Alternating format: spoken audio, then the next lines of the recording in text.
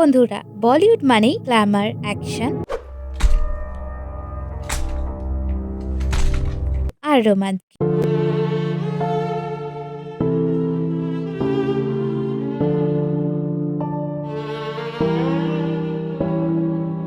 কিন্তু আজ যে ঘটনার সামনে এসেছে সেটা কোনো সিনেমার দৃশ্য নয়, বাস্তব। মুম্বাইয়ের জুহুতে পরিচালক রোহিত শেট্টির বাড়ির সামনে চলল গুলি।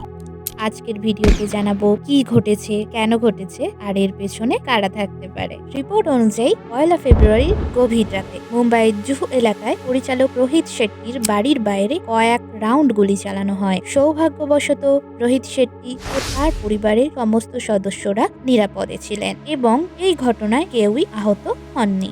ঘটনার পরপরই মুম্বাই পুলিশ, ক্রাইম ব্রাঞ্চ এবং ফরেনসিক টিম ঘটনাস্থলে পৌঁছায়। পুলিশ এই ঘটনার অস্ত্র আইনি মামলা দায়ের করেছে। প্রাথমিক তদন্তে জানা যায় পুনে থেকে কয়েকজন সন্দেহভাজনকে আটক ও গ্রেফতার করা হয়েছে। পুলিশ এখন খতিয়ে দেখছে এটা কি শুধুই ভয় দেখানোর ঘটনা নাকি এর পেছনে রয়েছে বড় কোনো অপরাধ চক্র। কিছু মিডিয়া রিপোর্ট ও সোশ্যাল মিডিয়া পোস্টে লরেন্স বিষ্ণই গ্যাংয়ের নাম উঠে এসেছে, যদিও পুলিশ এখনো আনুষ্ঠানিকভাবে এই দাবিকে নিশ্চিত করেনি। তবে সাম্প্রতিক সময়ে বলিউড সেলিব্রিটিদের ওপর এই ধরনের হুমকি ও হামলার ঘটনা সত্যি উদ্বেগজনক। এই ঘটনা আবারও প্রশ্ন তুলেছে বলিউড তারকাদের নিরাপত্তা কতটা সুরক্ষিত। Indian film and television directors association এই ঘটনার কড়া নিন্দা করেছে এবং বাড়তি নিরাপত্তার দাবি জানিয়েছে।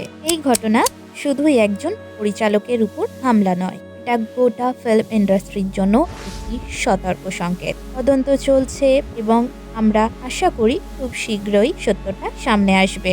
আপনাদের মতামত কি? এটা কি শুধুই ভয় দেখানো নাকি বড় কোনো ষড়যন্ত্র? কমেন্টে জানান। ভিডিও ভালো লাগলে লাইক করুন আর এমন আপডেট পেতে সাবস্ক্রাইব করতে ভুলবেন না।